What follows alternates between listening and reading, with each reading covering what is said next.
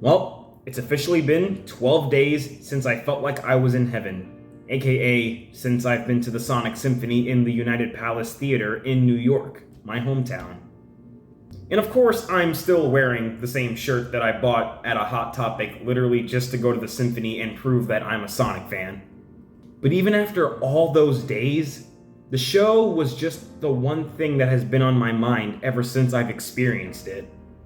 It was already tailored to my memory even before I experienced the show.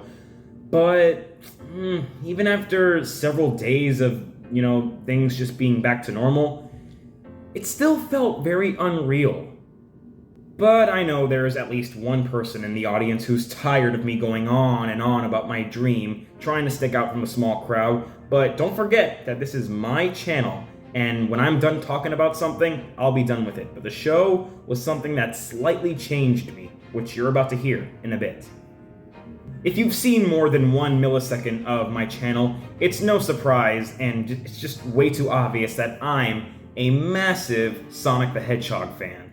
Which also means that it might be insane to those people who aren't Sonic fans, who just think that we are just nothing but a bunch of hectic maniacs that Sega doesn't seem to have any control over. But trust me, I'm civil. If anything, being a Sonic fan could be pretty scary among some people. Because, as always, you could be treated like a miserable person, or some dummy will probably tell you that you've got bad taste in video games.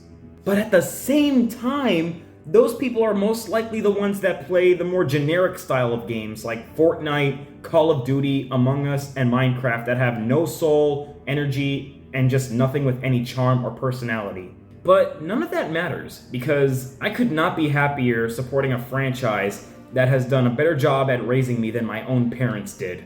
I needed all this time to just recover from screaming and singing all the songs like crazy if you've seen my video on the symphony. That's how much of a fool I am about a franchise that centers around a blue hedgehog that wears white gloves and red shoes. But if you're here wanting to see the true experience of me living my dream in heaven, then of course check my video out of me being there in person. But of course, after a minute of it being online, it was hit with a stupid copyright claim, which was to be expected, but it still got on my nerves. And if you've seen it, sorry if the footage is all shaky and stuff, but I was clearly having the time of my life, so you couldn't really blame me then. You'd be feeling the same way I did if you were in my shoes, and I'm not even wearing shoes right now, I'm barefoot. And I probably would have recorded a whole lot more and taken several more photos, but not only was I overly concerned for my phone's battery life, which is what I use to record all my videos with, but I was heavily looking forward to the real deal, and that was the show itself. That's of course not to say that I completely ignored everyone that was there, because I did sit next to 2 Sonic fans and was talking to them throughout the intermissions and such. Plus, it was a good thing that I arrived before the ending of the first showtime, so I didn't have to go in the far back of the line, which I'm sure was already stretching the whole block. Another thing is that after years of putting up with this franchise, and of course the fan base, and how, fans would sometimes make fools of themselves, everyone that was in the line with me was pretty chill and friendly for the most part. You've clearly been living with Patrick under his rock for the majority of your life if you didn't know about the horror stories that Sonic fans are infamously known for. No joke, you can get criticized for just liking a Sonic game, or just liking Sonic in general by the series' literal fan base. Anyway, I was expecting to see Jack Botnick, Mario Kart Gamer Dude, and Supergirl Kells, but unfortunately got no luck and didn't see them, even though they clearly said they were going to be there. I looked all over the venues, and they were nowhere to be seen, which was kind of a downer. Mike Pollock even showed up after the ending of the evening performance, from what I've heard. I probably should have said hi to him, but by that point, I was too shot out from the performance, and I just wanted to go to bed. I did get to say hi to the cosplayers and several other Sonic fans that were just as hype as I was. So once we got to the venue, I was just sitting by myself for the most part until the seats around me eventually did start filling up, so that was good. And big surprise, they played the Sonic X Shadow Generations trailer from the Summer Game Fest on the giant screen. The show didn't even start, and just from all the cheering and stuff I've been hearing in the venue, I was already on the verge of tears because of just how lively and magical it all felt. And then the symphony starts, and we got an hour of orchestrated versions of the songs from the game, like Green Hill, Scrap Brain, Chemical Plant, Sky Sanctuary, Believe in Myself, Aquarium Park, and of course the marvelous Kronos Island. If the whole show was just a medley of the iconic level music, that would have already been too much for me. And then the second performance was where the real action began, with the freaking lyrical themes being redefined and sounding better than ever. And in case you need to know how far I've come in this franchise, just know that I knew the words for practically every vocal song in the show. You could obviously tell because of how loud my voice was in the video. Not to brag or anything, but I know Sonic music when I hear it. I don't even get mad when I hear people praise up a Sonic game that I don't really like as much as like a few others, whether it being Chronicles, the Game Gear titles, Shadow the Hedgehog, Lost World, etc. Because even if I don't like the game, or if the game is just bad on its own, according to the general public, you can still have positive feelings towards the game. Heck, you can even love the Sonic Boom games, and I wouldn't even be mad about it. Or would I? Part of me wishes they sung Undefeatable, but they didn't, sadly.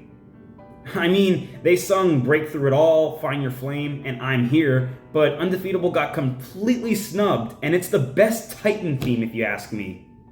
But I can't exactly complain, since they did sing Endless Possibilities, I Am All of Me, and Night of the Wind, which are my top 3 favorite songs in the franchise, period. Although during I Am All of Me, when people were cheering once the cops shot Maria, that seemed kinda personal. Just gonna throw that out there for future reference. But you know, after several days, I kinda don't think the performance itself was the biggest part of the trip. I mean, I was singing Live and Learn just as loud as the people behind and next to me, that's for sure. But part of me feels that it wasn't just the performance itself that had me on the verge of tears. Maybe it was just seeing so many knowledgeable Sonic fans all at once, which is something I'm not exactly used to seeing. It's usually online where you can instantly run into millions of Sonic fans, but for something like this, it was basically new territory for me, to put it lightly. I mean, yeah, I do have a few friends that are also Sonic fans, but nothing came close to the amount of people I ran into that day. And I loved all the Sonic, Tails, Amy, Rouge, Shadow, and Eggman cosplayers. I see you fans showing off your chains, plushies, merchandise, and outfits. But you cannot tell me that I wasn't in heaven. I would have taken several pictures with them, but I'm sure they were sick to death of it by that point, so I just let them be. So all of us just coming together and celebrating that glorious history of this beloved franchise, it just means a lot to me. Never in my life did I be thinking I'd be thanking Sonic fans, but somehow they were much more likable here as opposed to how they are online. I was literally asked what my favorite Sonic game was by a physical human being that probably knows most of, if not the entirety of the franchise's lore, just like me. And what was my favorite Sonic game? Well, much like every other smart fan, I chose Unleashed. What made the experience all the more grander was the fact that it was just people that were mostly my age or older at the show. Not that it was a bad thing that there were barely any kids there who couldn't come to the performance, far from that. But it just pleases me that Sonic is massively popular among teens and adults. That basically contradicts the things we were told when we were younger. Like everyone else, I was teased for being a Sonic fan all the time, but even then I didn't care, because while they were doing that crap, I would constantly sing random lyrics of Sonic songs in the classroom and just shove it in other people's faces that I was a Sonic fan. Even to this day, I still get mocked for liking Sonic, but do I care? Hell no.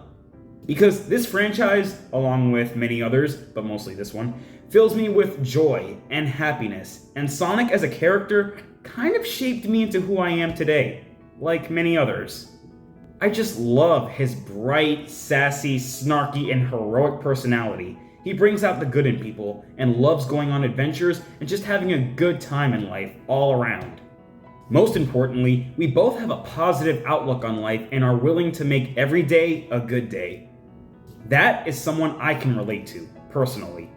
This is just insane to think about, but during the time of when Sonic Forces came, I noticed that many people were starting to look away from the franchise, and obviously that made me really depressed.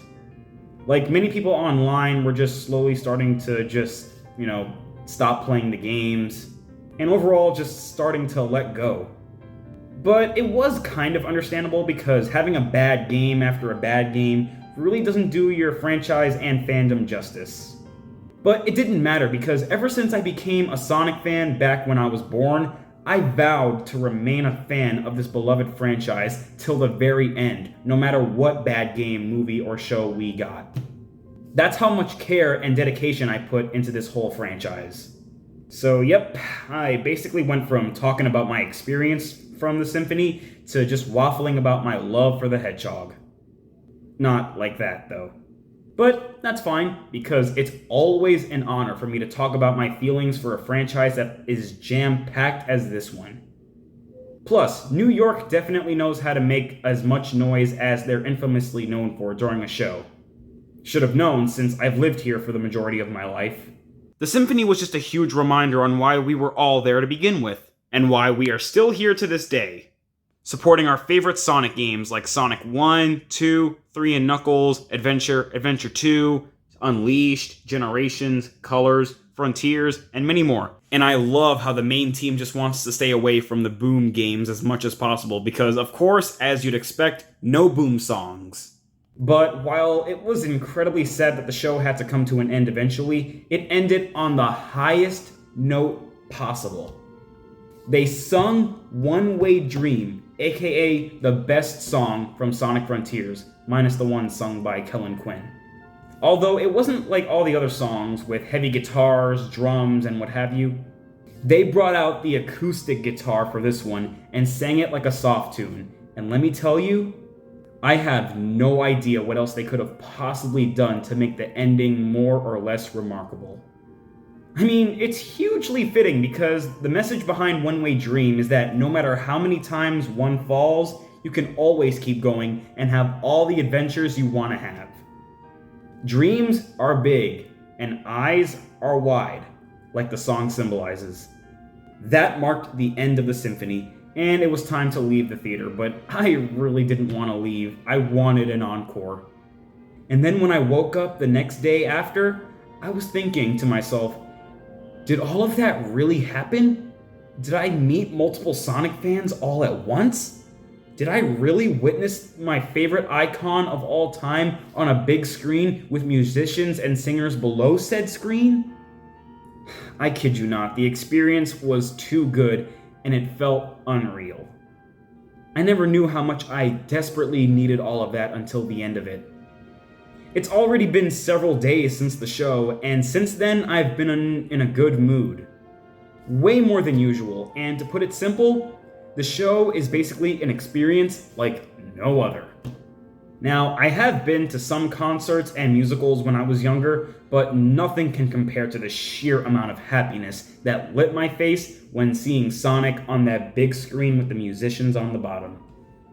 It obviously goes without saying, but the symphony was the best experience of my entire life, and I don't think I'm halfway through my life just yet. I really don't know what else can top something as groundbreaking as that. Aside from the world's largest chili dog with several pounds of cheese. Well, that made me hungry. All of this just helps me to remember one important thing, which is that Sonic has just really come a long way all these years, and all of us, even non-Sonic fans and even Sonic haters, are here for the journey. Whatever the future has in stock for this blue hog, I'm all set for it. Here's hoping that we do get another performance here in New York sometime soon so I can take my sister with me. I mean, it's a Sonic Symphony, and it's called that for a reason. Well, a lot more than the obvious reason. They know just how much Sonic music means to not just fans, but to the general public as well, and these musical performances celebrate that in the best way possible. Plus, the symphony just inspired me to check and see if there were more ways to meet other Sonic fans, like during conventions and such. It's just something for everyone, whether you're a classic fan, adventure fan, dark era fan, or even the meta era. Any Sonic fan can find enjoyment in this nonetheless. And hey, if you also went to the Symphony in NYC and you just happened to come across this video, thank you. Just thank you. Of course, feel free to subscribe as well, because I do make a fair share of my own Sonic content here as well. Funny enough, making this video was not even on my agenda on the video ideas that I have listed, but now that it's here, it just shows how important the event was to me. And that's about it. So yeah, like the title symbolizes, the Sonic Symphony, it changed me. It just left a huge impact on me as a human. Will I ever get to experience something as groundbreaking as that ever again? Or can something else top that experience? Who knows? I don't know what the future has in store, but I'm all set for it, like I said. I mean, yeah, I do have my family, but yeah, they know I love Sonic, but they don't know why I love Sonic so much. But until next time, thank you for watching. Really wish I could have used my brand new microphone for this video, but unfortunately it can only reach a certain length, meaning it doesn't stretch that far, and I have to keep it connected to my phone, obviously. Despite that, Sonic's birthday is coming up, meaning I have to work on one big video for the occasion. And after all of that, videos will resume normally. So see you guys then.